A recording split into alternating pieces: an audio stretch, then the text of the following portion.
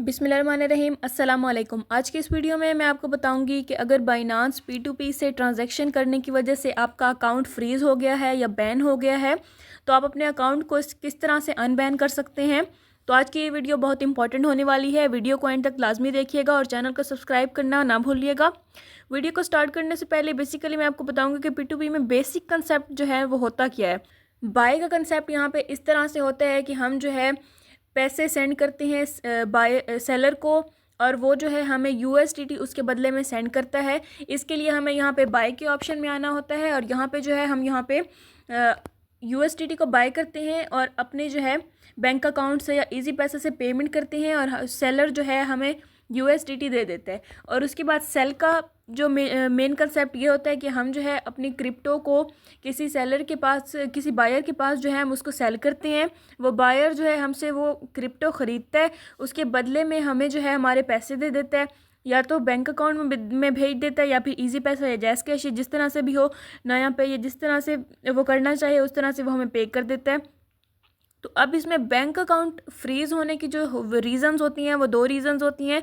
पहली ये होती है कि हमने जो है किसी बंदे को अपना क्रिप्टो दिया और उस बंदे ने उसके बदले में हमें पेमेंट दी। अब वो पेमेंट जो है वो मे बी किसी ऐसी सोर्स से आई हो जहाँ से उसने ख़ुद जो है कोई स्कैम करके वो पेमेंट ली हो और वो पेमेंट जो है वो हमें भेज दे।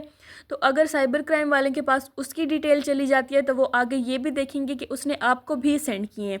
लेकिन आपको इसमें टेंशन लेने की ज़रूरत नहीं है क्योंकि आपके पास बाइनांस में जो है आपकी ट्रांजैक्शन हिस्ट्री सारी शो हो रही होती है कि आपने जो है इसको क्रिप्टो सेंड किया है तो उसके बदले में इसने आपको पैसे सेंड किए हैं। तो एक तरीका ये हो गया। उसके बाद जो है दूसरा ये रीज़न हो सकता है कि किसी बंदे ने आपसे क्रिप्टो लिया और आपको जो है पैसे सेंड किए और ख़ुद ही जाके साइबर सेल में आपकी कंप्लेन कर दी कि आपने जो है उनको इस तरह से स्कैम किया उनके साथ या फिर कोई मसला किया है, तो आपका अकाउंट उस तरीके से भी फ्रीज़ हो सकता है। तो आपने क्या करना है, आपने यहाँ पे जेन्युइन बायर ढूंढना है। अब जेन्युइन बायर ढूंढने का यहाँ पे क्या तरीका होगा, जेन्युइन बायर ढूंढने का यहाँ पे तरीका होगा कि आपने जो है यहाँ पे फ़िल्टर लगाना है। फ़िल्टर आप किस तरह से लगाएंगे, यहाँ पे आपने यहाँ पे USDT सिलेक्ट करने हैं कि आपको कितने USDT यहाँ पे सेल करने हैं। उसके बाद आपने यहाँ पे अमाउंट लिखनी है कि आपको कितने अमाउंट के USDT जो है वो सेल करनी है। सपोज़ करें मुझे 10K के करने हैं तो मैं यहाँ पे कंफर्म कर दूँगी। उसके बाद पेमेंट मेथड जो है वो यहाँ पे कोई भी हमने यहाँ पे सिलेक्ट करना है, जैसे हम यहाँ पे नया पे कर लेते हैं, उसके बाद कंफर्म कर लेते हैं।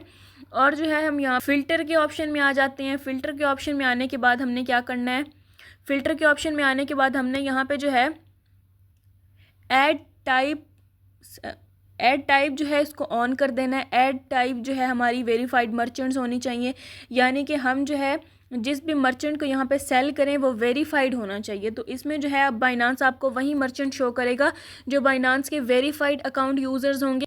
तो हम जो है यहाँ पे महर ट्रेडर की प्रोफाइल पे क्लिक कर रहे हैं। महर ट्रेडर की प्रोफाइल पे हम जो ही क्लिक करेंगे तो हमें जो है यहाँ पे शो कर दिया जाएगा कि महर ट्रेडर जो है वो ऑनलाइन है। उसके अलावा हम महर ट्रेडर की जो है प्रोफाइल में जाएंगे। यहाँ पे हम देखेंगे कि इसने कितने % जो है अपने ऑर्डर कंप्लीट किए हैं। जिसने मैक्सिमम ऑर्डर कंप्लीट किए होंगे उसका एवरेज और रिलीज़ टाइम और पे टाइम सारा हम इस तरह से देखेंगे। उसके बाद हम देखेंगे कि ये इसने फ़र्स्ट ट्रेड कब की थी, रजिस्टर कब हुआ था, और जो है इसकी ट्रेड्स कितनी हैं, बाय कितनी है, सेल कितनी है।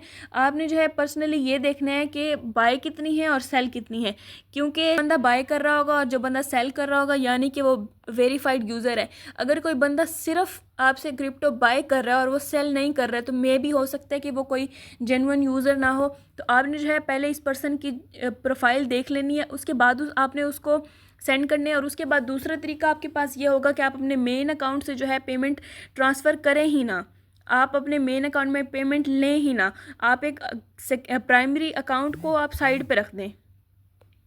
आप अपने प्राइमरी अकाउंट को साइड पर रख दें, आप एक सेकेंडरी अकाउंट बनाएं, उसमें आप पेमेंट लें या पेमेंट सेंड करें। उसके बाद जब आपके पास पेमेंट आ जाए तो दोबारा से आप अपने अकाउंट में सेंड कर सकती हैं। इससे क्या होगा कि आपका जो है वो सेकेंडरी अकाउंट ही बैन होगा, लेकिन आपका प्राइमरी अकाउंट जो आपका मेन अकाउंट होगा वो बैन नहीं होगा, जिससे आपको इतनी ज़्यादा प्रॉब्लम्स नहीं होंगी। और अगर वो आपका सेकेंडरी अकाउंट भी बैन हो जाता है तो उसको भी अनबैन करवाने का ये तरीका होगा कि आपने जो है बैंक की हेल्पलाइन पर कॉल करनी है, उनको सारी सिचुएशन बतानी है कि मेरा इस तरह से से इशू हुआ है, मैंने जो है पेमेंट रिसीव की है या पेमेंट सेंड की है, तो इस वजह से मेरा जो अकाउंट है वो ब्लॉक हो गया है। और मेरे पास उसके प्रूफ हैं, स्क्रीनशॉट्स हैं, मेरे पास जो ट्रांजैक्शन की हिस्ट्री है उसकी स्क्रीनशॉट है, आपने वो ले लेने हैं। तो वो आपने उनको सेंड करने हैं और उसके बाद जो है वो आपका बैंक अकाउंट जो है वो अनफ्रीज़ कर देंगे या अनबैन कर देंगे। तो आज की इस वीडियो में इतना ही, मिलते हैं नेक्स्ट वीडियो में। टिल देन अल्लाह हाफिज़।